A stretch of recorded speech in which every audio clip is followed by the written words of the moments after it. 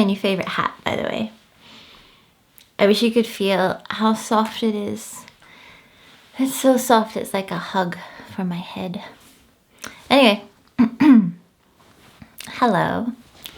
Welcome to another little vlog. So today I was going to do some drawing in my sketchbook and we could have a little drawing sesh, but I kind of overdid it last month with my arms, really just this arm. I just hadn't done that much drawing for a while, and then I did so much and I loved it, like emotionally and creatively. It was so great, but physically my body was like no. So I'm having a little rest. It's feeling a lot better today actually, so that's really good. But so during my rest kind of week, I have been doing a bunch of organizing and I found these little sketchbooks. And they're from 2011, which is crazy. It's 10 years ago, if you can't count. It's been 10 years. And so 10 years ago, I was actually living in France. I was in Europe for about a year and a half before I came to Canada. And so I was only, I think I was like 24 when I drew these. And a lot of it is me missing people and traveling, and it's cool seeing drawings from like when I lived in, I didn't really like when I was in a big city. I did lots of like people watching and sketching, and anyway, I'll show you. But it was really cool to revisit them and kind of see little SJ and everything she got up to. And it makes me really want to get back into sketchbooks because I haven't really kept one for a bunch of years now, because I guess Instagram kind of became my sketchbook. So I go through phases where I do like lots of painting, or I've done so much digital work in the last few years, but I don't have a little book. And what if the internet just collapses one day? I won't have a memory of that. And there's so many just little like side notes and yeah, just really little things. It was really cool to see, and things I'd totally forgotten. And there's like well, not my favorite thing, but one thing I found, where is it? I found this quote from Anais Nin. And so I just wrote this down, and it's just next to a little drawing here. But it says, "The world contracts and expands according to your level of courage."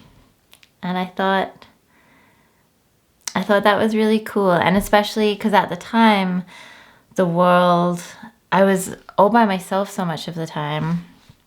And everything was so new to me. And looking back, I'm like, I feel so proud of that girl just leaving her country, and I made all these friends and I saw all these places, and I saw it all with eyes that were just like, this is amazing. And I hope I still look at the world like that. Like of course I still think the world is amazing, but I guess you just become more, it's easy to become complacent with the world. And this girl who wrote in these sketchbooks was not complacent, and I would like to be more like her again. And I hope she would like who I've turned into. At least I got better at snowboarding. But yeah, I hope that you enjoy going on this little adventure with me. Okay, I'll stop being weird now. Let's go. So this little sketchbook I actually got in the UK somewhere. It's CY of Brighton, and it looks so flimsy, but I love this sketchbook. It holds watercolors so well, and the feeling of the pages is so nice. And I'd totally forgotten about it, but I would love to find another little guy like this. And it's so light, it's good for just traveling with. And this is when like I said, I was really into people watching. I was trying to draw more from life. This was in London. It's a nice thing about being in a big city. Like you can people watch and you feel a little bit more anonymous. And there's just so much going on. Whereas when you live in a little town, it's a little bit harder. There's not that much going on in Golden. This was me feeling a little sad on a rainy, gray day. And then this, I love. I don't know what it is about rooftops. I think they kind of, to me, they look like a fairy tale or like something out of a movie, because we just don't have, Australia is so much more spaced out, and Canada now too, but at the time all I knew was really Australia. And this kind of made me think of like Mary Poppins. And it's crazy to me how they all look the same. I'm like, how do you know which one is your house? But yeah, I was really into English roofs. And like I said, I was really missing Jeremy, my French boy.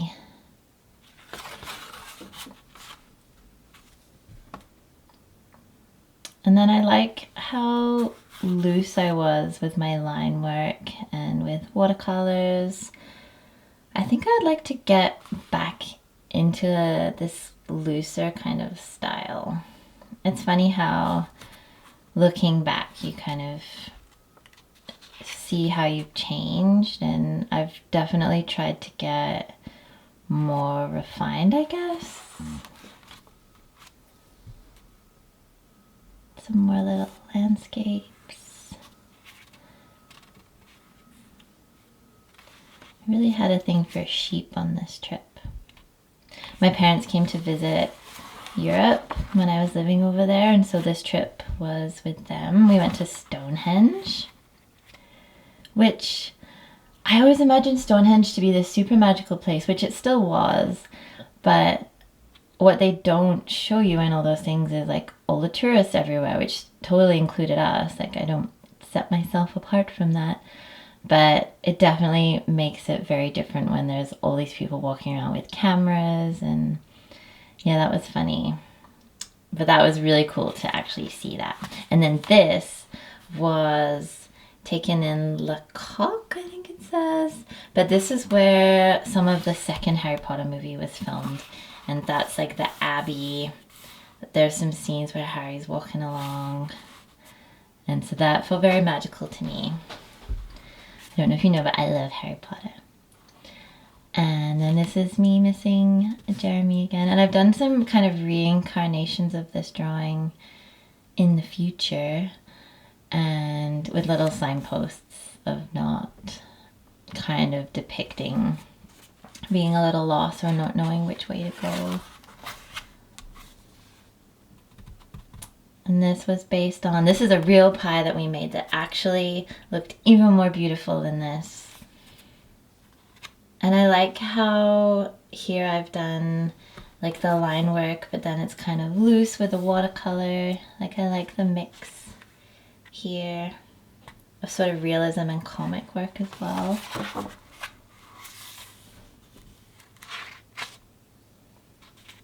Missing people still. Sending my heart by a balloon. I also really like windows in Europe. Something about shutters.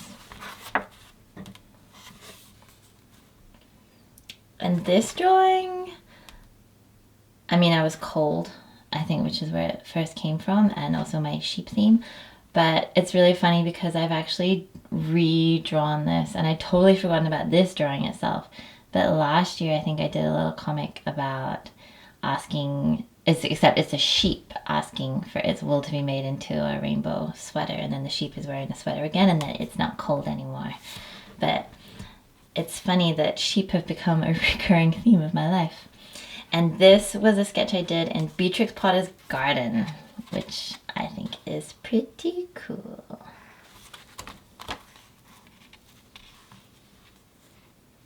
Some more sheepies, some more in Beatrix Potter's garden, and then some more people watching. I would really like to do more of this. I guess I could like watch movies and draw people. Some landscapes. This was when we got to Ireland. It pretty much rained the whole trip from what I remember.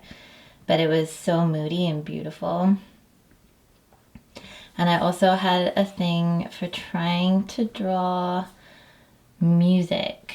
Like if music had a color, or just trying to get on paper like how music makes you feel, which I think is something I've always tried to do with my art. Like it's not always so much about the technical aspect of it, although I like that too, but I want it to make you feel something.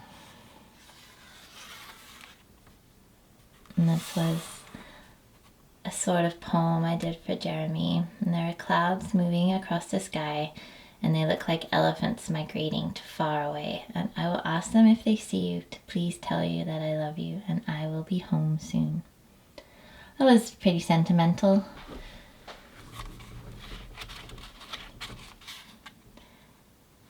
We got some cows and some notes about books to read, but I couldn't remember the names, so that's not very helpful anymore. And then this was, I still remember this night, we went to this Irish pub that we walked to from the little hotel we were staying in, and there was a musician there and he was so good. Like, you felt like you were kind of, I felt like we were in like an Irish movie. It was, yeah, it was just tugging on the heartstrings. And I really didn't feel like I could draw guitars here. This was the view from my window. And then this was from a little cafe that we were at. And I like these loose little landscapes. You can see the little houses. And that's that Anais Nin quote. Mr. Guitar Man again. And then this was a little sketch I did. I was back in France by now, and that was a little drawing of me and Jeremy. And we had this big party actually, and it took us a bunch of days to set up. His friend owned this field, and I remember we set up a little bar. I think they actually slaughtered a pig, but I kind of blocked that out of my memory. But anyway, I remember sitting there one day in this field and making this sketch.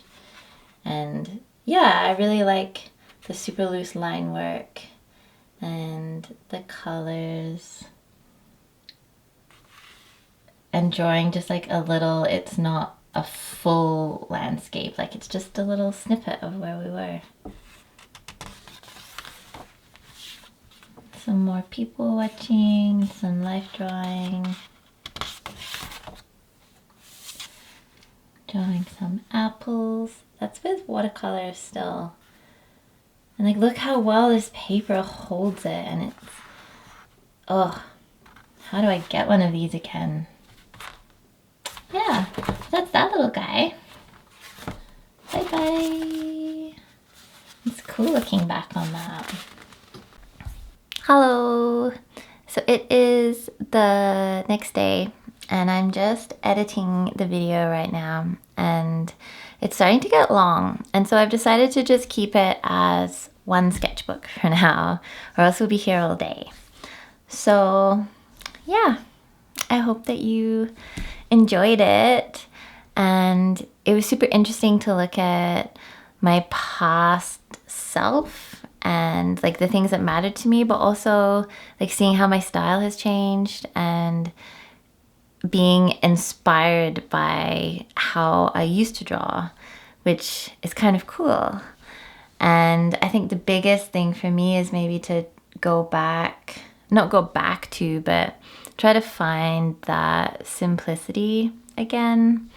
And I think working in sketchbooks will be really, really helpful for that. So I'm definitely going to do that once I'm drawing again, which I think tomorrow I'm going to do some drawing. So I'm really excited. But anyway, I hope that wherever you are, you're having a really, really nice weekend, or just day whenever you happen to be watching this. And yeah, I will see you next time. Bye.